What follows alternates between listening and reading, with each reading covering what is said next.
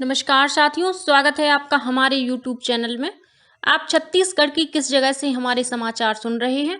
कृपया comment box में लिखकर हमें जरूर बताएं। रायपुर से प्रस्तुत हैं छत्तीसगढ़ के प्रादेशिक समाचार। समाचारों के साथ मैं रजनी शुक्ला। पहली मुख्य समाचार। राष्ट्रपति द्रौपदी मुर्मू ने भोपाल में किया अंतर्राष्ट्रीय धम्म सम्मेलन का शुभारंभ। कहा, भारतीय चेतना का मूल है धम्म की अवधारणा। जन औषधि दिवस पर कल केंद्रीय मंत्रियों ने दिल्ली से जन औषधि ट्रेन को रवाना किया। आज यह ट्रेन रायपुर पहुंचेगी। रायपुर में आयोजित एक सम्मेलन में केंद्रीय गृह राज्य मंत्री अजय मिश्रा ने राजभाषा कार्यान्वयन में उत्कृष्ट कार्य करने वाले विभागों और कार्यालयों को पुरस्कृत किया। राज्य विधानसभा में चालू वित्तीय वर्ष का आर्थिक सर्वेक्षण प्रस्तुत किया गया। प्रदेश में प्रति व्यक्ति आय में करीब 11% वृद्धि का अनुमान लगाया गया है। और केंद्रीय संचार ब्यूरो के क्षेत्रीय कार्यालय बिलासपुर द्वारा आज ग्राम शीश में अंतर्राष्ट्रीय महिला दिवस विषय पर समेकित लोक संपर्क कार्यक्रम का आयोजन किया जाएगा। अब समाचार विस्तार से।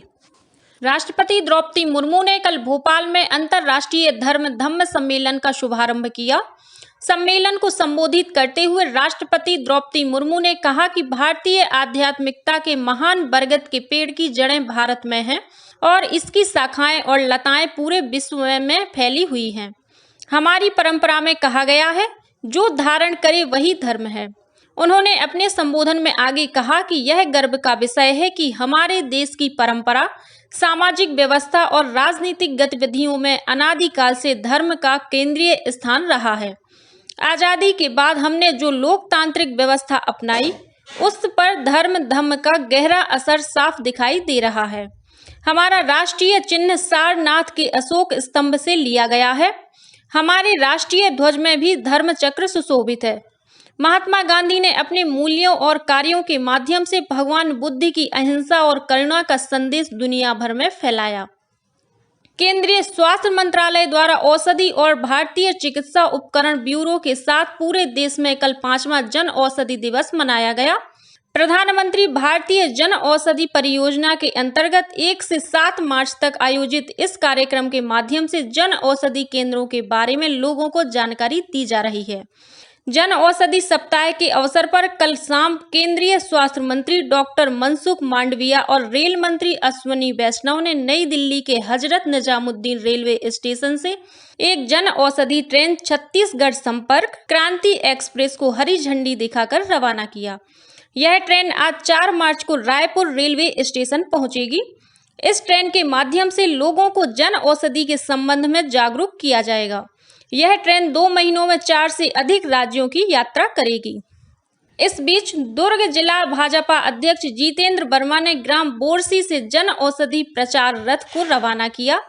यह रथ पूरे शहर का भ्रमण कर जेनेरिक दवाओं को बढ़ावा देने के साथ ही लोगों को जन औषधि केंद्रों के बारे में जागरूक करेगा। रक्सौल, हैदराबाद और दरभंगा सिकंदराबाद ट्रेन का स्टॉपेज जल्द ही राजनांदगांव में भी दिया जाएगा। राजनांदगांव सांसद संतोष पांडे ने बताया कि इस ट्रेन का राजनांदगांव में ठहराव प्राप्त कर लिया गया है। रेल मंत्रालय से सूचना प्राप्त हुई है कि दोनों ट्रेनों के राजनांदगांव में ठहराव के लिए स्वीकृति प्रदान कर दी गई है। इस संबंध में आदेश जल्द जारी कर दिया जाएगा। केंद्रीय राजभाषा विभाग द्वारा कल रायपुर के शहीद स्मारक भवन में पश्चिम और मध्य क्षेत्र के कार्यालयों का सम्मेलन आयोजित किया गया। कार्यक्रम में केंद्रीय गृह राज्य मंत्री अजय कुमार मिश्रा ने कहा कि राजभाषा को बढ़ावा देने के लिए उल्लेखनीय कार्य किए गए हैं, जो सबके प्रयास से संभव हो पाया है। उन्होंने कहा कि देश में सभी भाषाओं का सम्मान करते हुए अनेक प्रयोग किए जा रहे हैं। केंद्रीय गृह राज्य मंत्री ने कहा कि संविधान में हिंदी को राजभाषा का दर्जा दिया गया है। उन्होंने सभी को अपनी भाषा में बोलने के लिए प्रोत्साहित किया। श्री मिश्रा ने कहा कि हिंदी 100 से ज्यादा विश्वविद्यालयों में पढ़ाई जा रही है। संयुक्त राष्ट्र संघ भी हिंदी का प्रयोग कर रहा है। वर्ष 2018 के बाद हिंदी में दस्तावेज जारी किए जा रहे हैं। श्री मिश्रा ने कहा कि भारत का प्रभाव बढ़ा तो विश्व का कल्याण हो रहा है।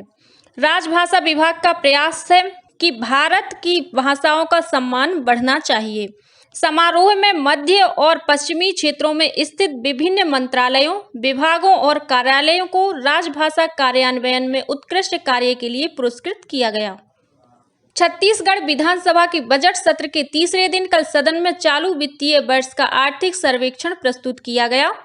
योजना, आर्थिक और सांख्यिकी मंत्री अमरजीत भगत ने विधानसभा में आर्थिक सर्वेक्षण रिपोर्ट पेश किया। इसके अनुसार राज्य का सकल घरेलू उत्पाद स्थित भावों पर वर्ष 2022-23 में 2,89,082 करोड़ रुपए अनुमानित है, जो पिछले वित्तीय वर्ष में 2,67,681 करोड़ रुपए था। इस वर्ष विकास दर 8% होना अनुमानित है। यह देश के 7% विकास दर की अपेक्षा 1% ज्यादा है। वहीं प्रति व्यक्ति आय में 10.93% की वृद्धि का अनुमान लगाया गया है। आर्थिक सर्वेक्षण रिपोर्ट में बताया गया है कि वर्ष 2021-22 में त्वरित अनुमान के अनुसार प्रति व्यक्ति आय 1,20,704 रुपए थी, जो चालू वित्तीय वर्ष में 1,33,898 रुपए अनुमानित है। राज्य विधानसभा में बिलासपुर में भी एम्स खोलने का मामला उठा। प्रश्नकाल में कांग्रेस विधायक शैलेश पांडेय ने रायपुर एम्स में बिस्तरों की कमी को देखते हुए बिलासपुर में भी एम्स अस्पताल खोलने का मुद्दा उठाया। इसका भाजपा विधायक धर्मलाल कौशिक ने भी समर्थन किया।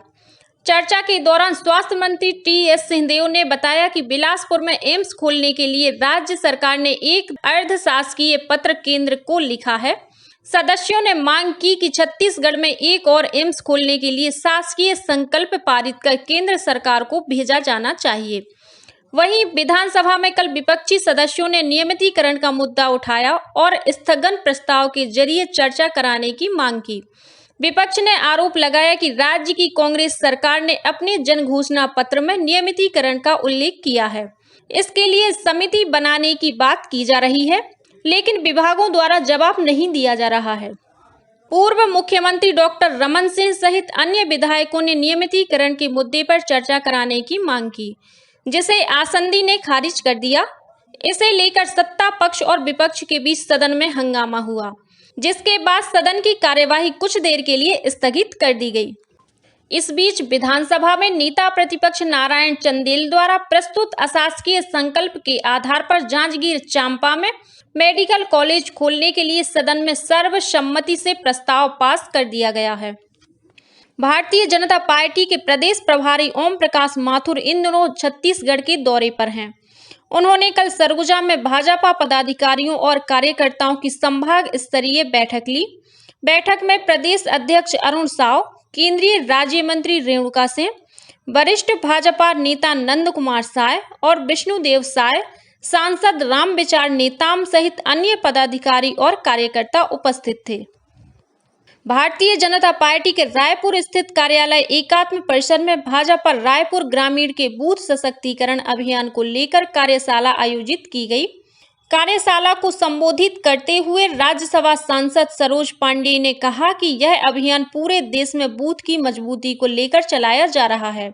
इसके तहत राष्ट्रीय, जिला और मंडल स्तर पर जाकर कार्य करना है।